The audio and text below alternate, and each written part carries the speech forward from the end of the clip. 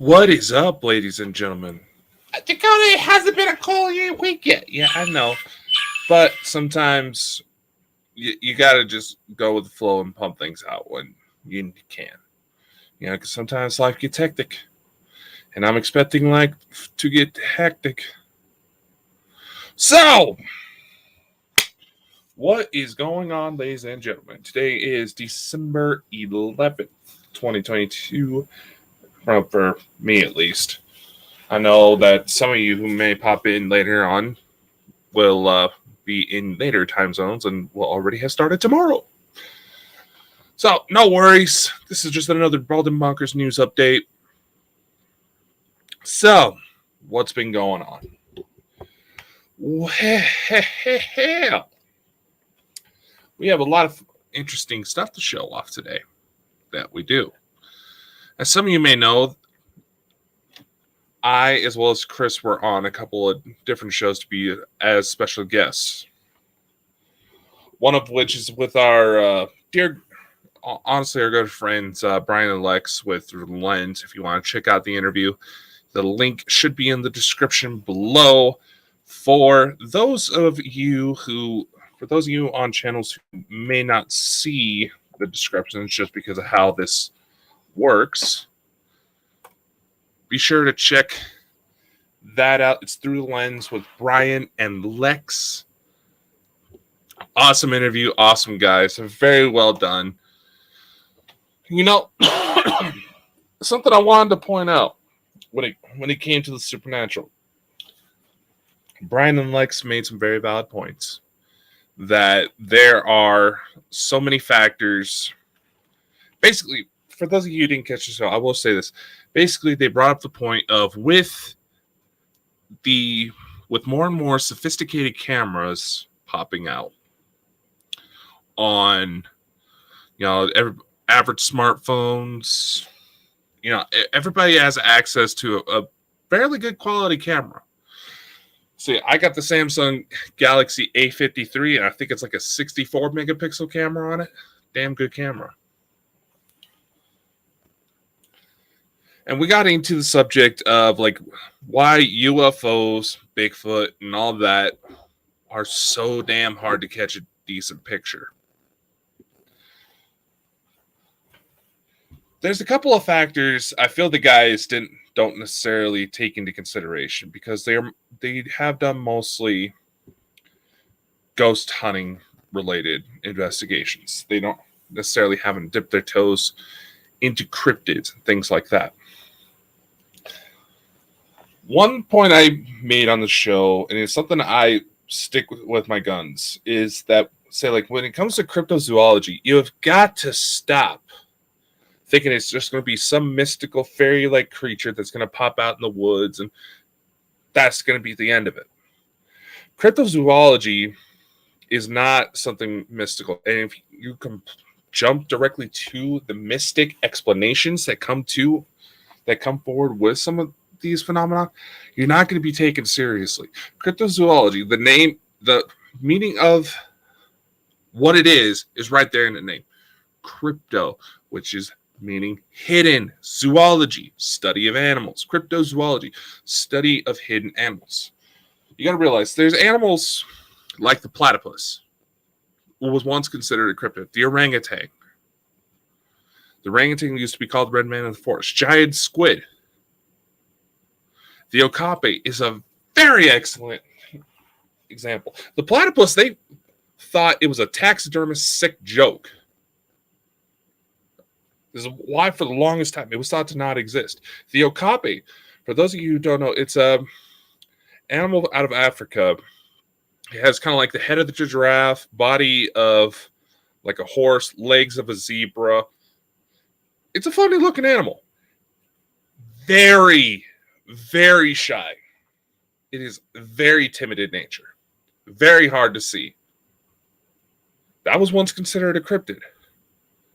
Because that sounds funny. Say the topic of unicorns. I'm sorry, ladies and gentlemen. If you see what looks like a horse with a horn protruding out of its head, chances are you're seeing a horse that's about to be put down because it has a very dangerous tumor. Same thing with the jackalope. If you see what looks like a rabbit with antlers, you're more than likely seeing a very sick animal. And see, when you're out in the wilderness trying to photograph these things, they're not going to stay still. Same thing with UFOs. They're completely with the regards that Brandon, with all due respect, I love the guys that make valid points, but there's another factor that comes into it, is that you are ignoring that these things have some form of intelligence to them. If they don't want to be seen, they know how. It does not take much to confuse a human. Humans are not, you're not that high up, especially for the number of people who think that wolves, say, like, I believe it was a couple last year, a couple of years ago, there was footage of a huge wolf that was coming out of Yellowstone, right? Everybody thought it was proof that dire wolves were still exist. Maybe that is the case. However, wolves are usually not the same size as like common household German shepherds. They can get fucking massive. Which honestly, when it comes to cryptids by itself, that just goes to show how many people just don't go outside. Go to the zoo. If you want to get into the subject of cryptids, it's a fascinating subject. There's been several animals over history that have been proven to be real, that were once considered cryptids. It happens. And who knows? Maybe you'll find something that has never been discovered before. It's happened. It's rare. The likelihood of something like that to happen, you're better off trying to win a few $1 million off of scratch-off tickets. But you never know unless you actually get off your ass and go outside. When it comes to UFOs, again, you need some form of intelligence to be able to pilot an aircraft, no matter what. You have to take into so many different factors. Even if the reports of certain aircraft, of certain alleged alien spacecraft being able to completely ignore environmental factors, if there's still a level of intelligence that needs to be operated on in order to maintain it. Yes, is there a situation where they're cloaking themselves? Absolutely. One of the easiest ways to tell it is that when a cloaking device is turned on, chances are it's going to have some sort of environmental effect. Why do I say this? In order to have that type of shift, it's not just invisible. No, you're going to give off heat whenever that matter transference happens. And depending on the environmental conditions, you may end up with a cloud of condensation where the craft was. It does happen. And a lot of eyewitnesses claim that there's a level of sophistication, say like motion sickness. We still have to take a pill. ETs figured out how to make a delicious beverage that helps take care of, their equivalents of motion sickness that tastes kind of like a fruity Sprite. And I'm going to say this. I understand that these claims may be too much for some people to handle. Justifiably so. We need to have some sort of, what's the word I'm looking for here? We need to have some sort of system in place. Sort of a checks and balances for investigators to make sure they're doing the job right, that they're not easily being fooled. And we need to have open and honest discussions with lack of judgment, so that maybe the guy who has no experience with this type of thing whatsoever makes a very valid point that the seasoned professional never even thought of in the first place. And it's a conversation that I've said it once and I'll say it again. Both sides come out respecting each other more and are better investigators. There needs to be some sort of checks and balances. And stop using the excuse that there's no right way to conduct an investigation. Yeah, there is.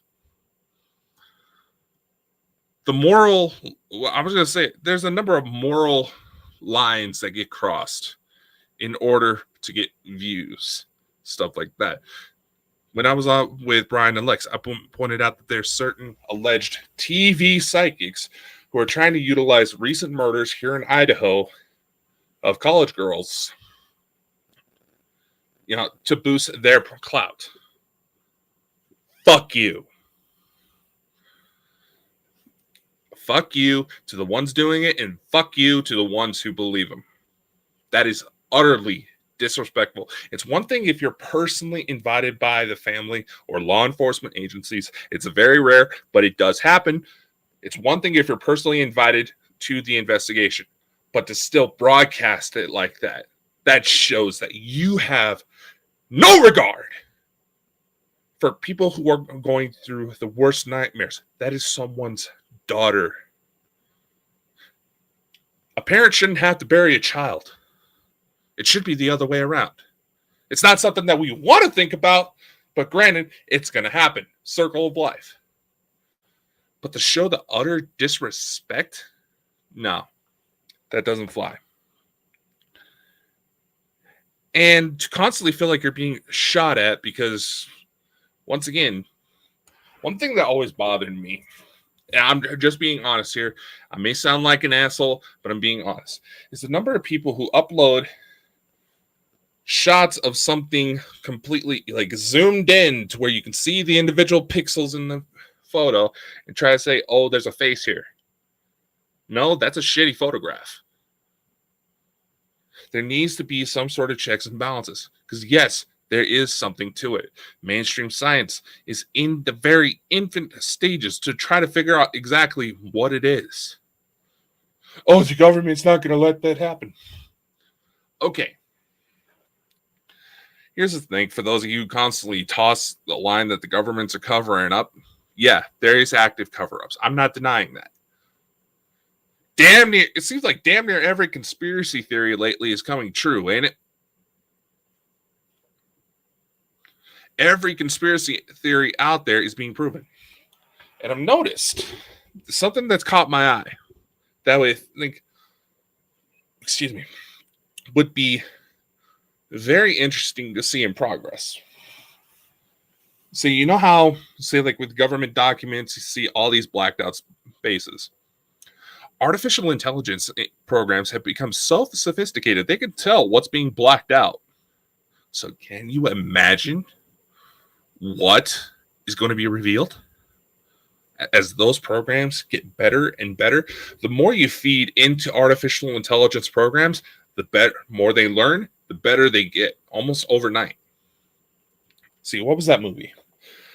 I can't forget. They built a robot, and the guy said in order to create realistic facial expressions for this robot, he hacked into all the technology databases that gathered facial recognition software and put it in. Does this stuff exist? Yes. How the fuck do you think the TikTok filters work? Why do you think that so many governments around the world were concerned about having their government employees on social media platforms? This stuff does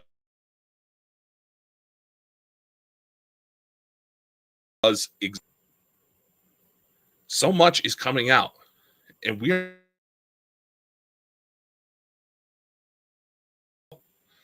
But nevertheless, I've always said that I follow the school of thought. Extraordinary claims need extraordinary evidence. I've been reading a book by Michael Salla. It's one of his first ones talking about the Galactic Federation. Michael Salla is a dear friend and mentor to Elena Denon, so I trust her. So if she trusts him, I trust him. Okay. He offers up another perspective.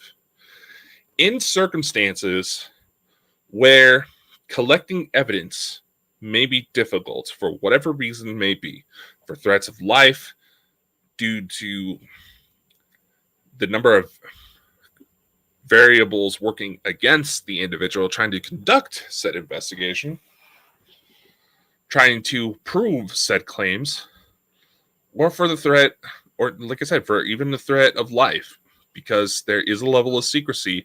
There is a number of people who have died because they have tried to release this information. One story that goes around about Bob Lazar, it is actually well known that common security procedures for top black projects involve eliminating the paper trail of certain recruits in former employments. So if something goes wrong, there's no evidence to trace that individual to that project. It happened. It happened with the Manhattan Project. It happened with several the B-52 bomber. It happened. It continues to happen to this day. One story about Bob Lazar is that because he was working on that, obviously, let's go with the term alleged, just for sake of argument, alleged that his entire home was wired, was bugged, to make sure that he wasn't going home and talking about the things he was working on. And apparently, the things they caught about Mr. Lazar was that his wife was cheating on him. Ooh. And because of their standard operating procedures, they could not tell him. He had to find out later. But nevertheless, like I said, at the point I'm trying to say, I know it kind of feels like I'm veering off course here. The point I'm trying to say is that there are certain claims that are going to be so extreme, certain circumstances that are going to be so off course, that you are damn lucky if you find something. If you find some sort of paper trail. This is why I always tell people, journal, journal, journal. Even if you decide to come out in a podcast-like format, journal, journal, journal. If you have a decent, I'm going to say this. There's some people that feel turned off because maybe they have a situation where they have dyslexia or their artistic skills aren't that good. It don't matter. Cavemen. Hey, would you focus? Goddamn camera. Did you know they actually have found that cavemen may have understood motion in painting, how to make it to where the light hits old cave paintings and gives the illusion that they're moving. They found this. So if cavemen were smart enough to figure this out, you can easily figure out how to quantify, to make your claims tangible. Even if you have nothing but journals, it still has something for you to go on, helps you keep your record straight, and maybe, just maybe, it lays enough of a paper trail so that if you happen to come across something that validates what you went through, you can go back and check and say, yes, this has been going on. Because the more and more people that are coming forward with this type of stuff, the more and more the people that claim it, the harder and harder it gets to ignore. Now, there's some people that claim that, they are strictly going to, and what are you looking at, Kat? Are you seeing something coming through the wall? I'm going to have to stick a camera on that or something. Anyway.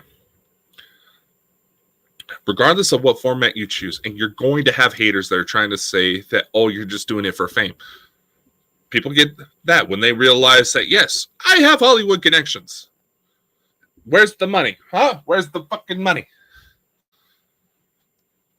A lot of the time, the people that will try to come after you don't understand the situation, and they ain't going to bother because they think that their own hatred, their own points, and their little social groups that they think are going to stick by them regardless, and the number of people that are public ass kissers. That's all they need to completely destroy one's reputation. Guess what? Come out. Say your story. This is coming from the guy. This is coming from the guy who is saying that he has 3 children with an alien woman. Can I prove that? Not yet. But what I can prove is that there has been aircraft above my house. What I can prove was that with certain individuals that I've interacted with when under these abduction scenarios, I'm able to recall information that I should not be able to know unless I was intimately familiar with the individual. That in itself says something. And that's a pretty bold claim. But something I was trying to say with Brian and Lex, there's certain information that when you come forward, it's going to cause some mental damage. In fact, it is said that some sources have actually claimed that the reason why there's hesitation for a full-on UFO disclosure, that we are not alone in the universe, is because they're afraid that the number of people who cling on to their preconceived notions about the world, whether it's religion, paranormal, their social upbringings, even mainstream science, the number of people who have developed almost an addiction to their belief systems, it may be concern for mass suicide. Look what happened back in 2012. For those of you who think that's kind of an extreme example, look what happened in December of 2012. Look what happened. NASA was having to come out and say, no, the world's not going to end because of the number of phone calls they were getting from concerned individuals who were talking about ending themselves, going out on their own terms. A lot of people, another thing that comes up when you're dealing with this type of subject is that not a lot of people are taking into consideration the lengths one may have to go in order to prove something exists. If a UFO is real, weren't real, why is it that pilots who have gone to chase these things come back with burns? Like they've been exposed to severe amounts of radiation. If Bigfoot didn't exist, or some sort of creature out there that matches a description, why has the tale lived on for so long? Hell, here's an example that I constantly gun down. Loch Ness. The size of the loch in itself boggles the imagination. The conditions are right. There's a number of wildlife there. If there was not something, keyword, something in Loch Ness, why have Nessie sightings still continued, even though it's practically debunked by now? That, yes, there is a quote-unquote monster in Loch Ness. It's just a really big motherfucking eel. Nevertheless, it still is important for your story to be shared. And it doesn't even have to involve paranormal. Situations of domestic violence, overcoming drug use, overcoming shyness and anxiety to come out on a podcast platform. This is a very interesting segue to announce that, yes, some new services are available up on baldandbonkers.net. Check it out. We have logo design, intro design, as well as a few other things. We're also going to be offering up courses here soon. The first one is going to be how to basically low-cost solutions to maximize your reach with podcasting. Basically offering up enough tools to where anybody can have reach. Basically, when I got my start officially, I was still in high school. So obviously funding resources are minimal. So that I've tried to keep that mentality when putting this stuff together. Keep the solutions low cost but still effective. And I will say this, if you do take on a podcasting platform and you decided to ask people on as a guest, for the love of God, let the guest fucking talk. Because if you want to take this into something to where you get into more public eye, talk to, higher profile guests, they watch your stuff. You don't realize the number of eyes on you.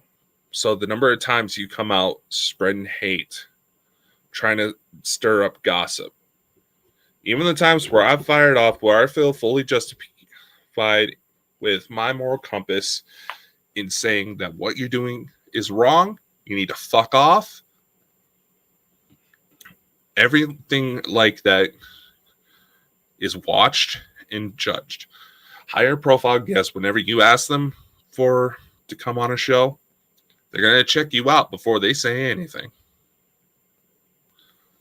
That's something Chris and I learned the hard way a couple of times, but we're still going strong. And like I said last week, Bald and Bonkers is going to be here to help you grow.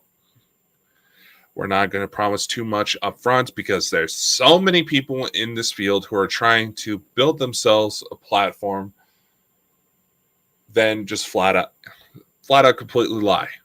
They spread lies. They talk shit about other people. They try to promise money, then don't follow through. Then all of a sudden messages being ignored. The second they start getting called out on shit. They could go to spread drama. Then again, once again, they start to claim that, that there was no attempt to reach them. Yeah, there fucking was. And there was last week, some individuals felt concerned about my words and felt the need to message me to ask if I was ticking them off, even though we hadn't spoke for a while. So I guess my point's getting across now, is it? Ladies and gentlemen, much love. Stay safe. Stay warm for those of you in the Northern Hemisphere. I'm going to be heading off to work here soon, so hopefully the roads aren't too bad because it was a rain-snow mix. I'm not necessarily worried about the roads themselves, just the other idiots on them. But anyway, stay safe. Much love. Stay warm. Stay freaky. You never know what's going to happen next.